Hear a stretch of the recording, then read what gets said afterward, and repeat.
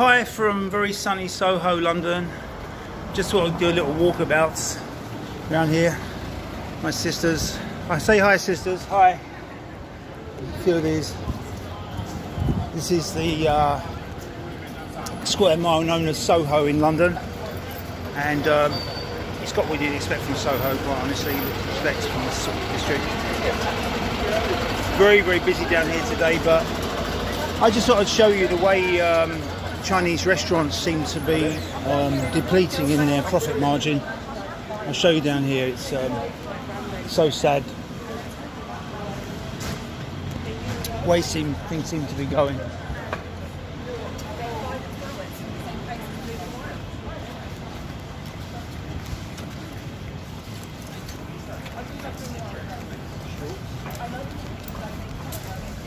So for those that haven't been to London, Soho is very close to Chinatown. They sort of join up, and similar way, I suppose, in New York, like Chinatown might join up with Little Italy. You know, it's you cross the border, so to speak.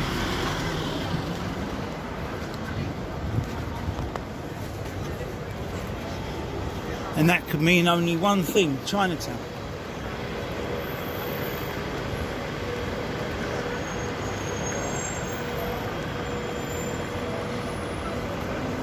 You see tables and chairs on the street. You know, all this is in an endeavour to bring customers back in. There you go.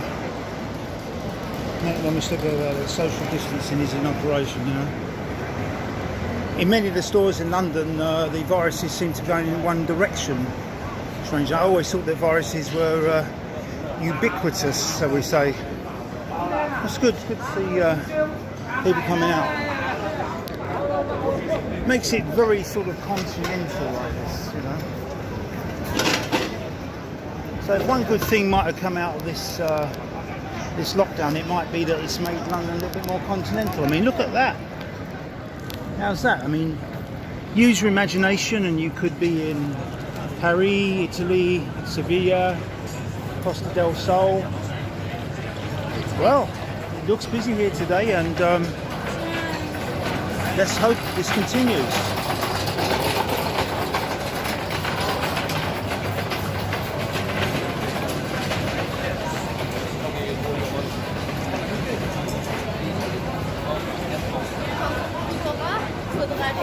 But remember, this may only last while the sunny weather. I mean, today is got to be close to 90 degrees. You know, it's hotter than the Costa del Sol, probably hotter than California gets today. But you know, come January or February when... Hi darling, how's business? Business going okay? Yeah, hi to friend. No, it's terrible. Down to 10%, is it? Or something? 15%, yeah, it's bad. English restaurant 25, yeah, I'm so... Listen, I wish things improved for you. I'm sure it will, but it's only just terrible. Like some people like got lost their job and everything. Yeah. I'll come here later on, yeah. Wish you luck, darling, yeah, take care. There you have it, you know, people are being honest, things aren't going too well.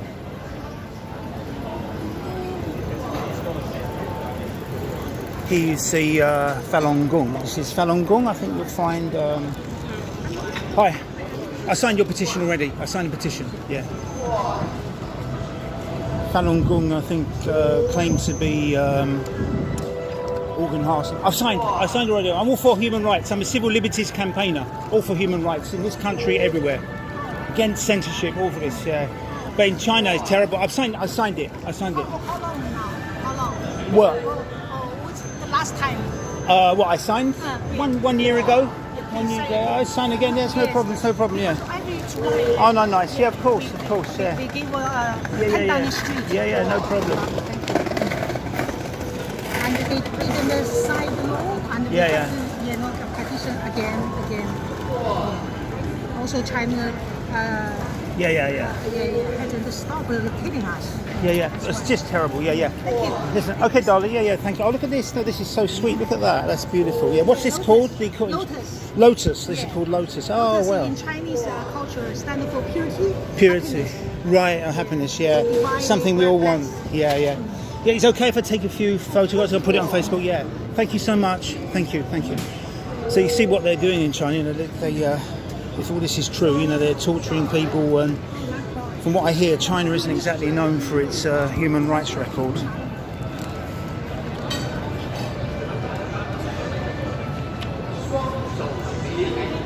So do what we can. Are they still publishing the Epoch Times? Epoch, oh yeah, I still got a copy. Yeah, it's very good. Very good. Can I have a copy? I used to always get a copy here. Yeah. Thank you so much. Good luck. Good luck. Thank you. So this is the heart of the Chinese district in London, and we've had many Chinese areas in the UK, namely Liverpool is big. You see Manchester is big, Glasgow is fairly big, but who knows, this may be getting smaller after this, but it's going well today from what I see.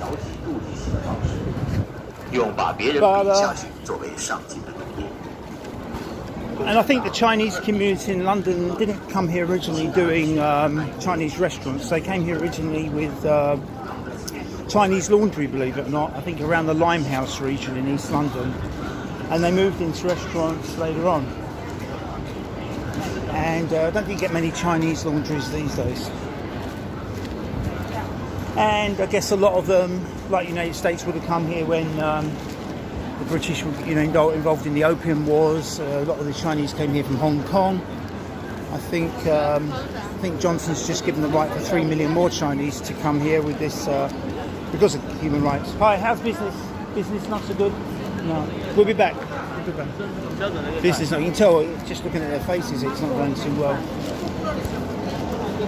So this place to come if you want Chinese produce. This is a place to come, fresh.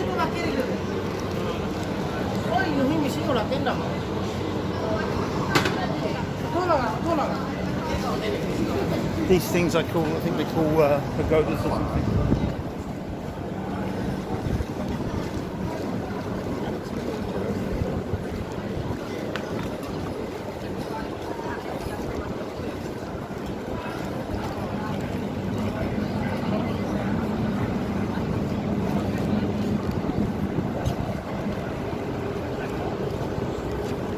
So at the moment, people are still in fairly good spirits here, especially those not working, because they're being furloughed. Furloughed meaning they're being paid for by the state, by the taxpayer, for not working.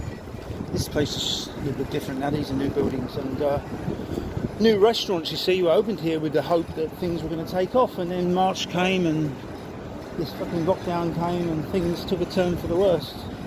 But,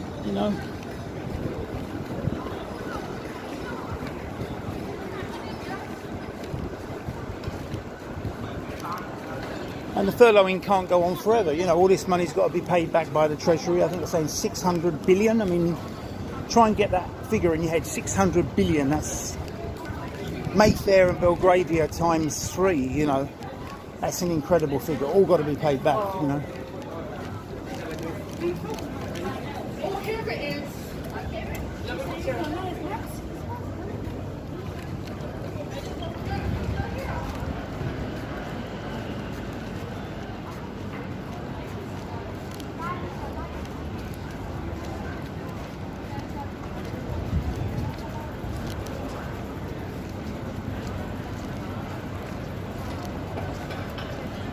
This place is usually bustling with people around the Chinese New Year, February I think it is. You cannot move.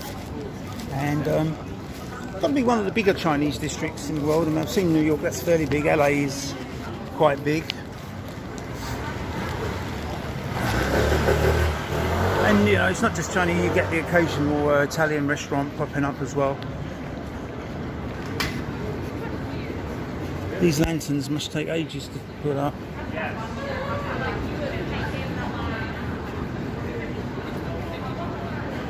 Often wonder how these Chinese medicine places make a living. I never see anyone in there, but somehow they seem to make a living. Incredible.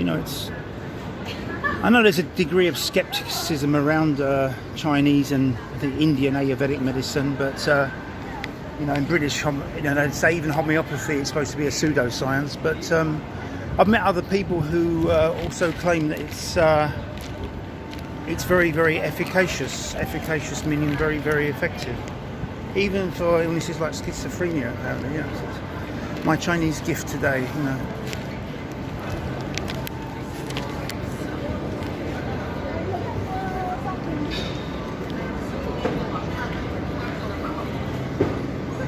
Prince Charles Cinema. I show a lot of offbeat work. If you're ever in town, there's a place to boarded up again. You know, I think if there's one industry that's going to go under, it's going to be the theatrical industry. Look at it, it's just so sad. How can you social distance in a theatre, you know? Do you fancy seeing Othello or Macbeth or Midsummer Night's Dream, you know, in socially distance? It wouldn't be the same, would it? It's not the way the bard intended.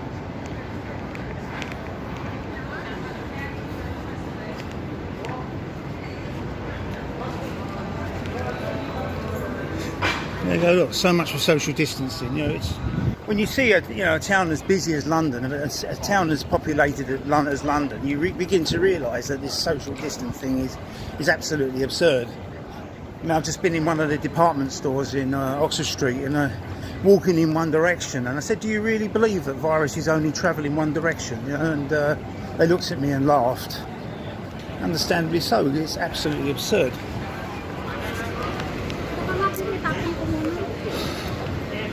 There's a panda, I believe, increasingly an extinct creature. He seems happy enough.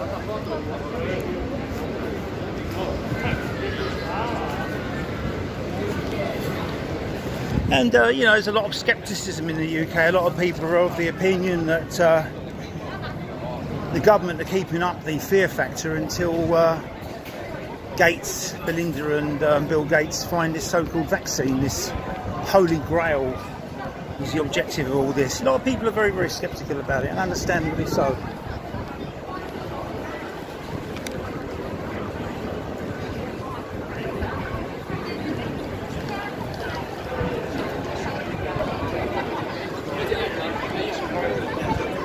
Because they will give them longer to finish their schoolwork.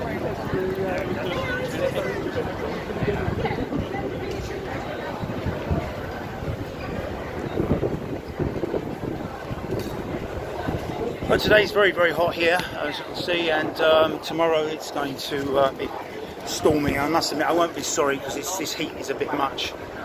It does get to you. You can tell my throat's a bit dry. And if you cross over the road here, you go into Soho district, and you'll be surprised where the name Soho comes from, believe it or not.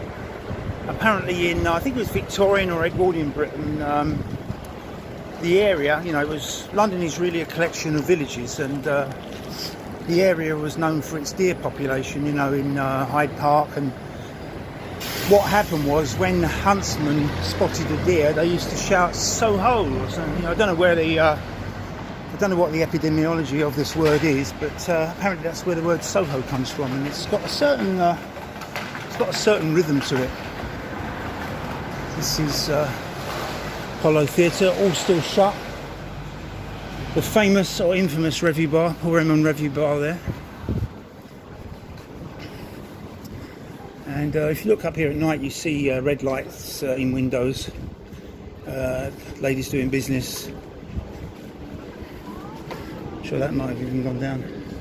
Down there is a building, the Orchestral Society of Great Britain, where musicians used to go and get work in the Windmill Theatre. And you'll see up there the gay flag, and Little Compton Street next to that is the gay quarter. It seems very, very busy today.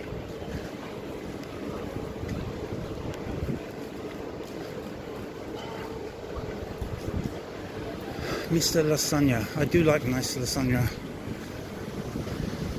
Hi, how's business? Business okay? Yeah, maybe we'll come back later. Yeah, good luck. Nice lasagna. Doesn't have to be meat, it can be veg. Massage, massage, massage, massage, massage, massage. Paul Raymond, Red Bar. Paul Raymond was, I won't use the term pornographer, he was a man who dealt in erotic sort of imagery in the 70s and founded the Raymond Revue Bar. I'm not sure, I've never actually been in there, so can't tell you what goes on. But it's a fascinating area, Soho.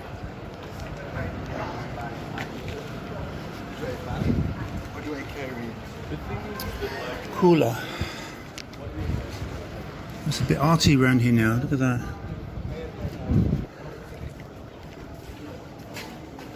Kink, Doc Johnson. Experiment, the scene, not sure. Yeah, DJ.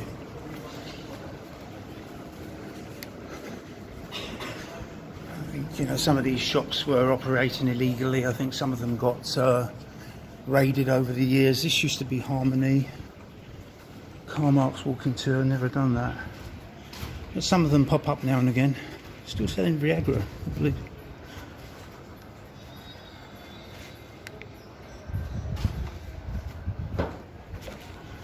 So I think they're trying to gentrify the area a little bit. Back in the 70s, 80s, this area was all sex shops. It's nothing compared to what it was. Anyway, I must have a drink and I'll speak to you later. Bye for now.